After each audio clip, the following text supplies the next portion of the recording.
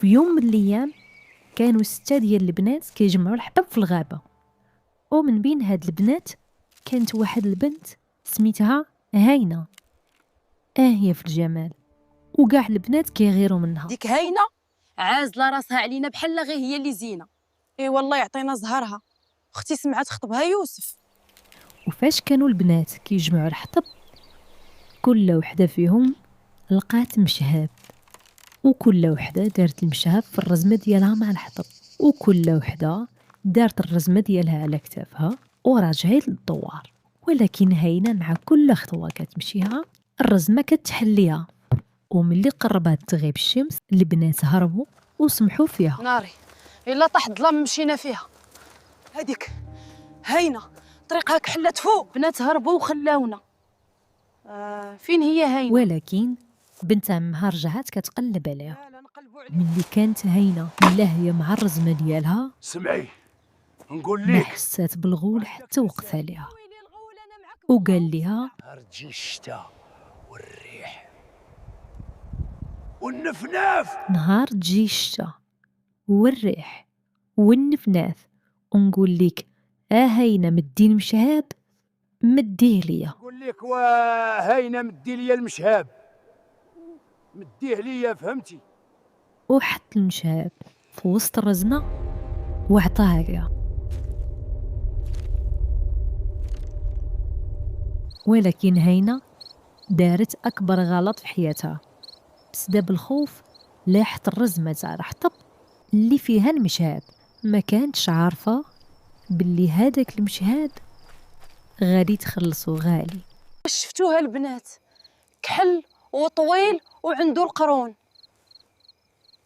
ايوا والسعديه وحسنا فين هما. واش غنقولوا لخيمتهم؟ احنا ما شفنا مارينا. ديك هاينه بقات كتمخطر في الغابه حتى جا الغول وكلاها. راني خايفه عليك بنت عمي، نهار يجي ويقول لك مدي المشهاب اش غديري؟ اللي بغاها الله هي اللي غادي تكون. انت ما تقولي ليوسف وقالو صافي.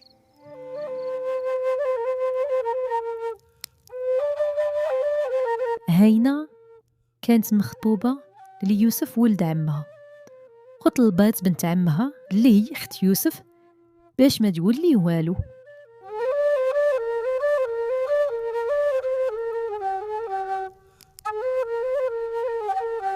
رجعت هاينه لخيمتهم وسلكات هاد الليله، ولكن بقى دالها مشطون مع كلام الغول اللي ما فهماتوش.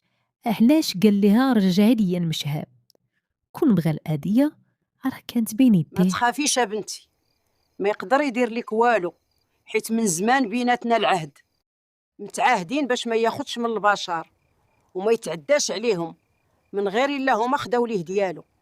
وانت يا بنيتي ما ديتي ليه ما تعديتي عليه. تفكرت واحد الحاجه، فاش كنت كنحطب لقيت مشهاب وهزيته وقال لي منين نقول لك مدي ليا المشهاب مديه ليا. عاد فهمات الفخ ديال الغول اللي طاحت فيه هاينه. المشهاب كان ديال الغول، وهو بالعان يحطو في الغابه باش اللي لقاتو تردو، واذا ما رداتوش كتسمى هي اللي تردات عليه. ايوا صباح الصباح وخرجت هاينه للبير تسقي. حكات لبنت عمها على الكلام اللي قالت ليها جداتها. الا ردينا ليه المشهاب ديالو في غندير نهار يجي وانا المشهاب ضيعته. ما تخرجيش لعنده. وملي كانوا كيهضروا جا ولد عمها يوسف اللي غادي يمشي للحركه هاد الايام وما غاديش يرجع حتى الشهر الجاي. كي دايره هاينه؟ لاباس عليك؟ انا لاباسه ولد عمي. ايوا خويا يوسف، ملي ترجع من الحركه خصكم ديروا لينا شي عراسيه ان شاء الله اختي. ملي يوسف ورجال القبيله مشاو للحركه ما بقاش في الدوار اللي يقدر يواجه الغول، بقاو غير النساء والصبيان. ومشات ايام وجات ايام، واحد الليله في الشتا والرعد. هاينه انا جيت هاينه، يا لا خرجي عندي يا هاينه ومدي لي المشهاب. هاينه خرجي عندي يا هاينه ومدي لي المشهاب. هاينه ناري ميمتي قفرتها. اش غادي ندير دابا؟ انا جيت هينه يالا خرجي عندي هينه. انا جيت هينه خرجي عندي هينه ومدي لي المشهاب يالو. واش تمدوا لك امي؟ ديري الله يعطيك الغومه، لا انت ولا هي. وهينه مدي المشهاب. واش تمدوا لك اختي؟ واش ما كتفهميش؟ الله يخليك بالخلا انت وياها. وهينه مدي المشهاب. واش تمدوا لك خالتي؟ الله يخوي لكم الدراس بجوج. واش تمدوا لك عمتي؟ واش كتفلاي؟ الله يعطيك العماله انت لا هي. قلت لك هينه مدي المشهاب. نبقى عند هينا حيلة اللي تواجه بها الغول من غير أنها تجرب الاقتراح اللي قالتو ليها جداتها وتاخد مشهد من خيمتهم وتعطيه ليه. وداك الشي اللي دات، خدات مشهد وتشجعات وخرجت لعندو وما بقاتش رجعات، وهينا داها الغول.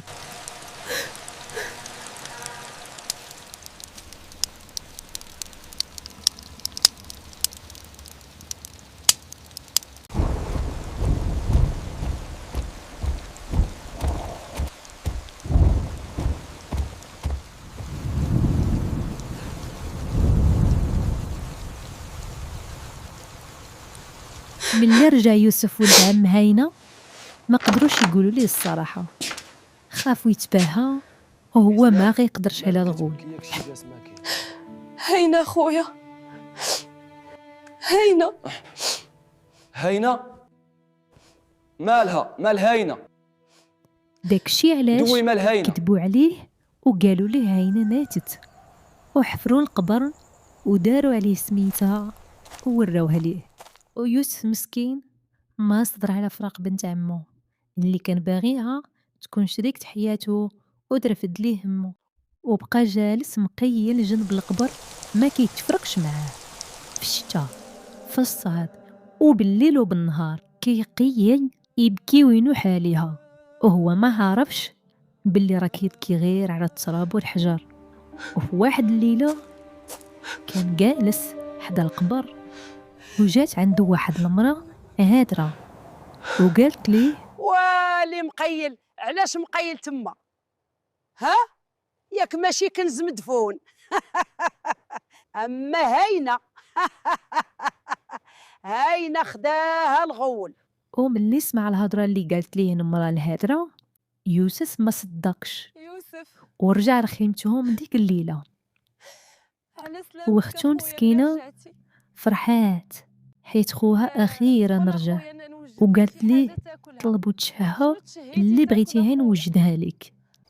قول لي نوجدوا لك. ديري شي زلافه ديال بركوكش وتكون سخونه، قال ليها: بغيت شي زلافة ديال بركوكش وتكون سخونة وجيبيها ليا للبيت واجي بغيتك.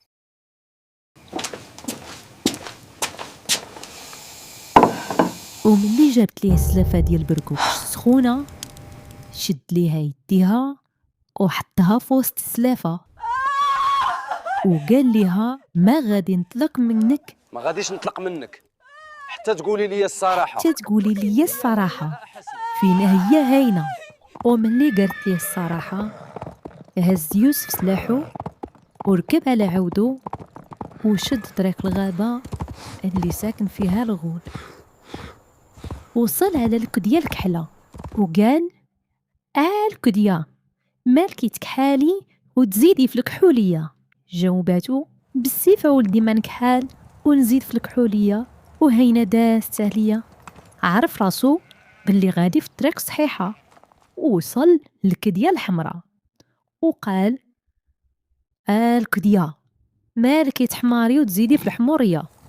جاوباتو: بالسيف ما الحمار ونزيد في الحمورية. وهينا دازت عليا. وصل على الكدية الزرقاء وقال: الكدية مالكي تزرقي وتزيدي في الزروقية؟ جاوباتو: بالسيف ما نزرق ونزيد في الزروقية. وانا هينا دازت عليا. وبقى على هاد الحال حتى وصل للكدية البيضاء وقال لها: الكدية مالكي تبياضي وتزيدي في البيوضية؟ جاوباتو: بالسيف ما بياض ونزيد في البيوضية وهينة ساكنة فيا. ملي سمع هاد الكلام نزلت لكدية بيضة وعنده أمل أنه يلقى هينة في هاد المكان.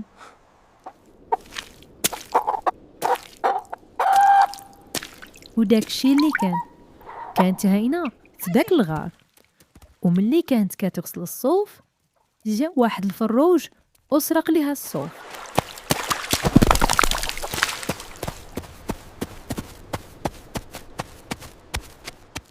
وملي بقات هينة تباه في وسط الغار تلاقات مع ولد عمها يوسف. واش انا فايق ولا كنحلم؟ ويلي يا ولد عمي، اش كدير هنا؟ الا شافك الغول مشينا فيها. ما تخافيش يا هينة، انا جيت باش نعتقك، وداك الغول عندي سلاحه. غير رجع من الصيد غيشم ريحتك، واذا لقاك غياكلك. مشينا فيها لا انت لا انا. فين هو داك الغول؟ وريه ليا نخليه دار بوه. الحاصل هينة عارفة ولد عمها يوسف كي داير، وعرفاتو ما غاديش يتراجع ولا غيمشي بحالو، وطلباتو وقالت ليه اجي تخبى في المطمورة قبل ما يجي الغول ويلقاك. وديك الساعة اجا نلقى شي حيلة ونهرب انا وياك. وطحنات هينة شوية ديال القنورفل والقرفة وشياشوب ورشاتهم في وسط الغار باش ديك الريحة ديال القنورفل والقرفة تغطيه على الريحة ديال ولد عمها يوسف، وملي يجي الغول ما يشمش الريحة ديالو. وملي جا الغول شم الريحة ديال بنادم وقال ليها كنشم الريحة ديال الناس في بلادنا يا عبادنا. جاوبته هينة وقالت ليه مكين حتى واحد غير الريحه ديالي اللي كاينه. واخا هكاك الغول ما بغاش يتيق وقال ليها كنشم الريحة ديال الناس في بلادنا يا عبادنا. جاوبته هينة وهي خايفة وقالت ليه مكين حتى واحد غير الريحه ديالي اللي كاينه.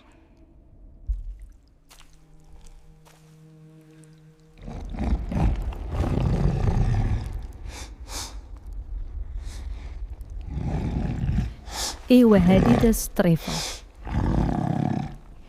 ومشى الغول باش ينعس، ولكن خدا معاه هينة جلسها حداه وخدا طرف من شعرها وهو ينعس.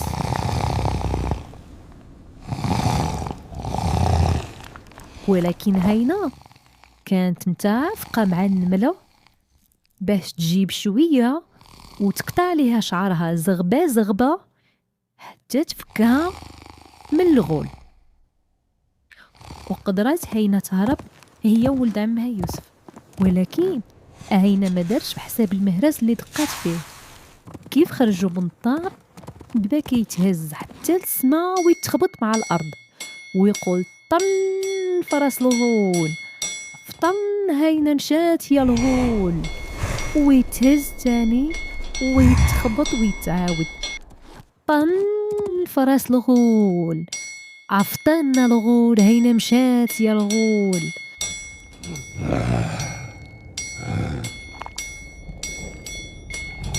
ما تمشيش للدوار، غادي يلحق علينا ونظلموا معانا الناس.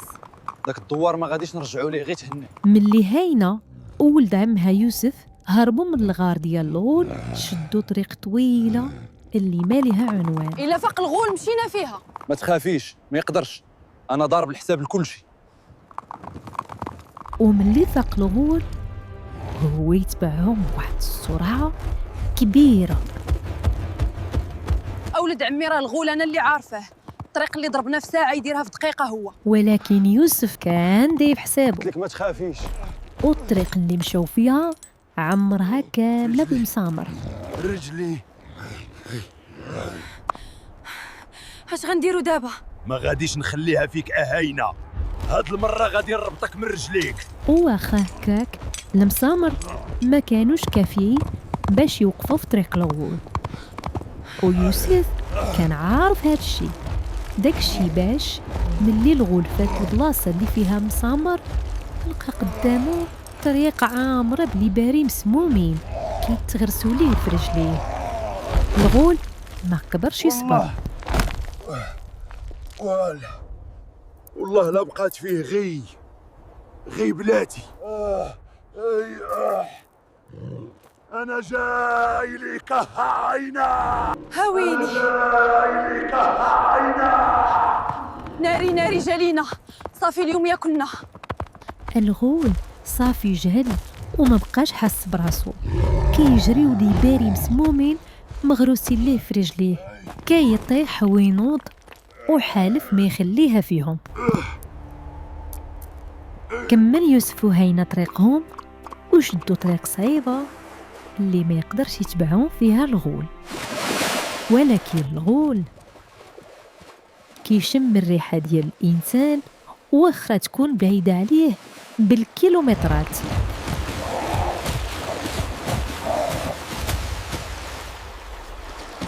إيوا الغول قدر يلحق بيوسف وهينة وما بقى بيناتهم غير خطوات قليلة.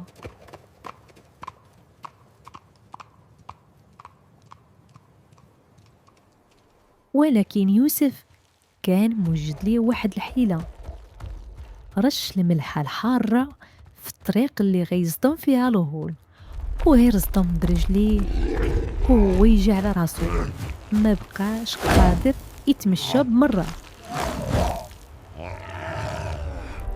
هاينة وهاينة.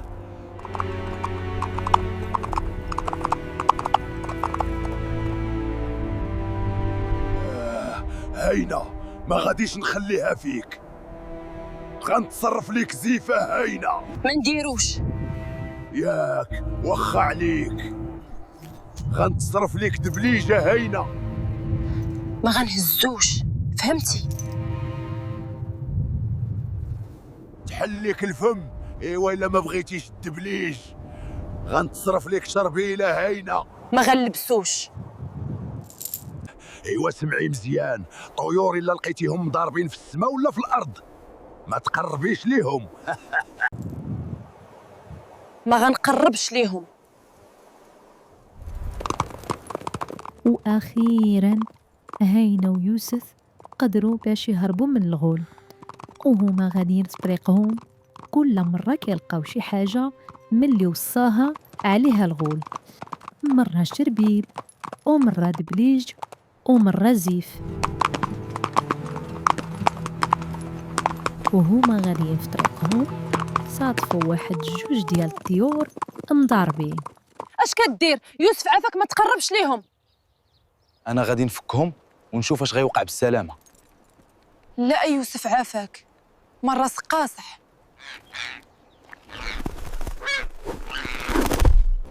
ويلي اش هادشي؟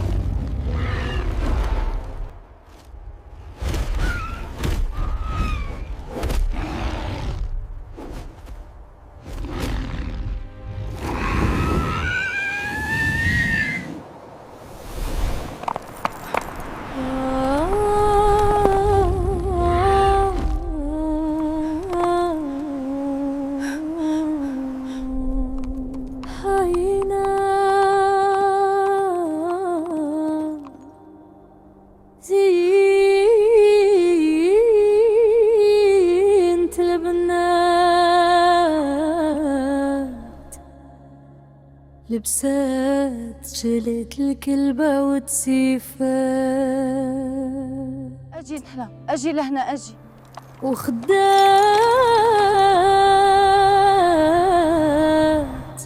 عود يوسف للساح وفرح بيها والدار لها فين تبات.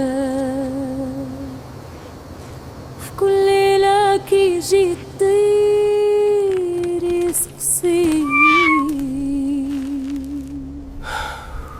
إشكلات هينة والشربات.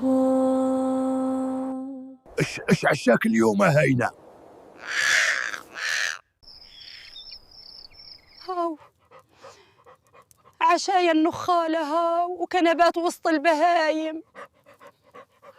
أقرح قلبي قرح. ملي الراعي رد البال للطير اللي كيجي كل ليلة عند الكلبة هاينة، قال لمراتو هاد الليلة عشي الكلبة بالفتات وخليها تبات وسط البنات.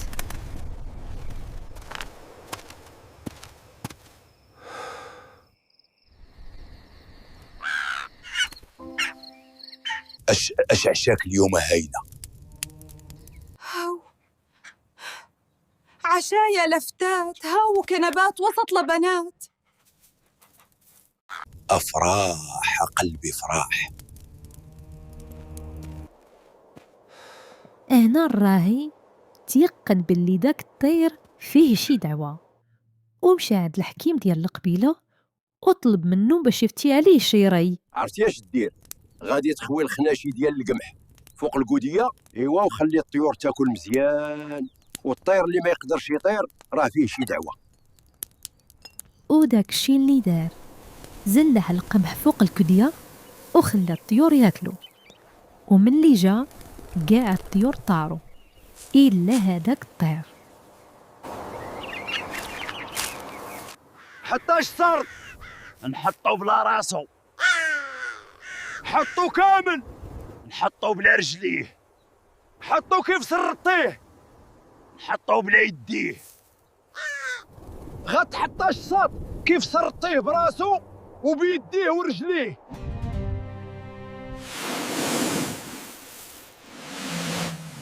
وهكذا طير طلق سراح يوسف وكتب ليه امر جديد. اعتبرني كيبوك، انت دابا بحال ولدي اللي ما عنديش. وشوف البنت اللي تعجبك في الدوار وغنزوجها لك. انا في الحقيقه ما كرهتش تزوجني بالكلبه اللي عندك. اش كتقول ولدي؟ اش هاد الهضره اللي ما كيقبلهاش العقل؟ عفاك غير دير ليا خاطري وزوجها ليا، راه كاينه الحكمه تما اعمي.